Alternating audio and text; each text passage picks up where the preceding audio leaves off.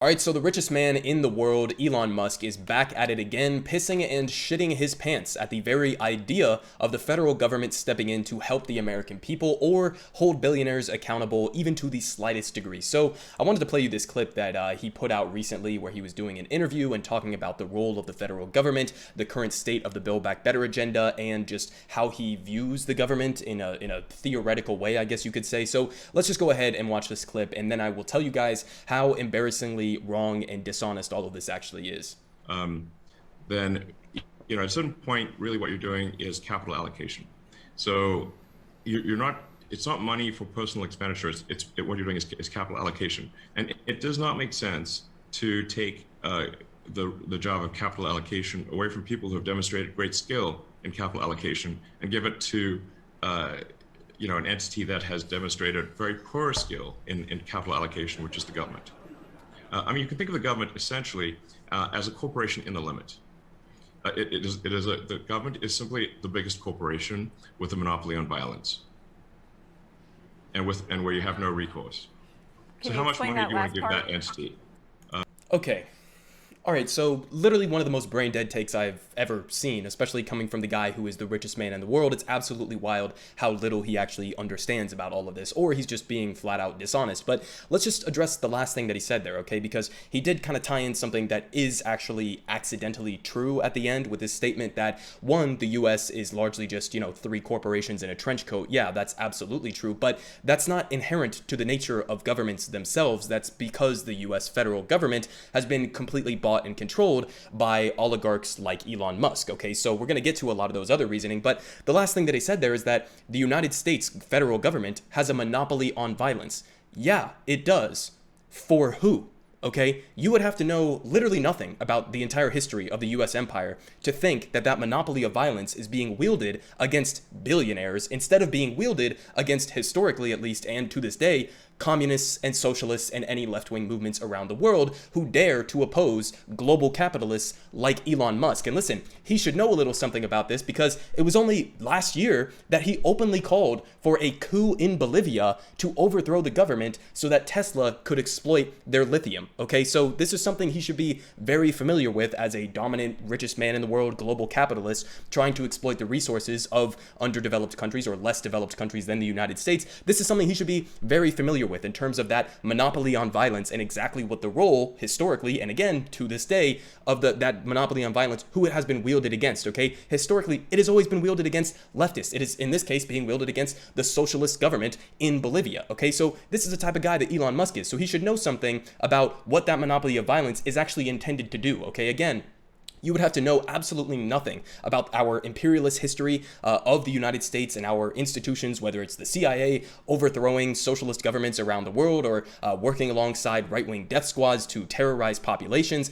All of this is just part of the imperialist, the capitalist scheme that has been happening for decades and decades and decades around the world, led by the monopoly on violence in the world's greatest military power, the United States government. So again, he's the one who's benefiting from that situation, not the one being targeted as he's, I guess, trying to portray there. But again, the main point that he was trying to drive home there is, one, he's opposed to these billionaire taxes, right? He's been very opposed to taxing billionaires, and I'm going to give you a tweet thread that basically explains what his take on these billionaire taxes is, because again, he has this very weird, delusional, limited view on what the role of the federal government and the spending that they are able to deploy. Basically, he has a very limited and inaccurate definition in terms of the spending of the federal government versus the spending of the private sector. But just another point in terms of government funding and in terms of the private sector being these efficient allocators of capital. Okay, first of all, in a broader sense, the role of the federal government is not to be a capital allocator. Okay, I know that it might be in a government that has been completely bought and controlled by corporations, but that's not inherent to the role ideologically or the role theoretically of a government. But again, this is coming from a guy, okay, this amazing capital allocator in Elon Musk and other capitalists. This is coming from a guy who the only reason why his companies are even still afloat to this day is because of billions of dollars in government subsidies and handouts. Okay, so how are you going to say that the federal government is not an efficient capital allocator, but you are, even though the only reason that your businesses didn't go bankrupt is because of handouts from the federal government? Again, just completely doesn't make any sense. Another point. him plus Jeff Bezos, the two richest men in the world, these supposed, amazing capital allocators, these motherfuckers are worth nearly $500 billion at the same time that average Americans, 4 in 10 of them, could not pay for an emergency $1,000 expense, okay? And this was after the stimulus had gone out to the American people, okay? So if 4 in 10, 40% of the country can't afford a $1,000 surprise expense, and these two motherfuckers are worth $500 billion, I'm sorry, I'm gonna need a clearer definition on exactly what you mean by efficient capital allocators, okay? Because it seems to me like you guys are hoarding and monopolizing all of the capital that exists within this country, while average people have no capital whatsoever to their name, okay? So it's just completely ridiculous. Again, at face value, just stupid. But again, in a broader picture, okay, the United States is not even close to being a democracy. He was right about one thing in that commentary where he says the United States is basically just the biggest corporation. But again, that's not because of the nature of what governments are supposed to do, okay? The government should be able to help average Americans, and it shouldn't be limited by the same constraints of a private corporation. That's how Elon Musk would like to see it. But the United States is not a democracy, not because of the role of the federal government, but because of the role of private capitalists like Elon Musk buying our government, okay? The entire reason why the government is corrupted and dysfunctional in the ways that Elon Musk is describing there is because it is corrupted by the private sector. So it's just, again, completely ridiculous to suggest that this is something inherent to the government instead of the very obvious byproduct of us being limited by this bullshit neoliberalism mindset that has existed since the Reagan administration, as they are pointing out here. And again, this is basically just pointing back to that Princeton study that I cover on this channel all the time, pointing out that the United States is not a democracy. There is almost no correlation between what the overwhelming majority of working class Americans want passed in terms of legislation versus what actually gets passed. And there's almost a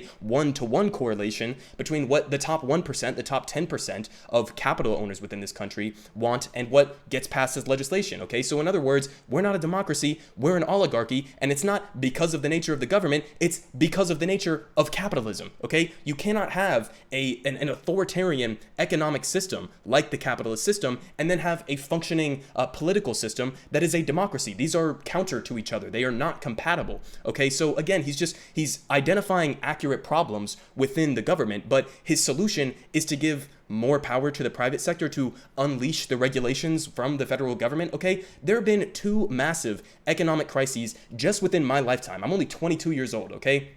There was the 2008 financial crash. What was the cause of that? Was it because of the federal government fucking up their capital allocation? No, it was because of the greed of a couple wealthy capitalists, or a handful of wealthy capitalists on Wall Street that completely tanked the economy. And then guess what happened? The federal government stepped in because it's entirely corrupted under the Obama administration, bailed out all of these banks and all of the same exact corporate ghouls who tanked the economy in the first place. And then those ghouls ran out the back door with fat bonus checks in their pockets. Okay, so that's what happened during the 2008 financial crash, and he thinks that those same people are efficient capital allocators. Okay, again, you would just have to completely ignore the entirety of modern American history to think that our capitalist system is smooth sailing and that we should just simply step back and allow the private sector to run everything as if it's not completely volatile and inconsistent and driving inequality to the levels that we are seeing right now. Okay, so again, on all of those points, his entire argument is backwards, or at least the conclusion of his argument is entirely backwards, okay? And so just to give you another perspective, we're not a democracy, first of all, we are an oligarchy. This isn't just some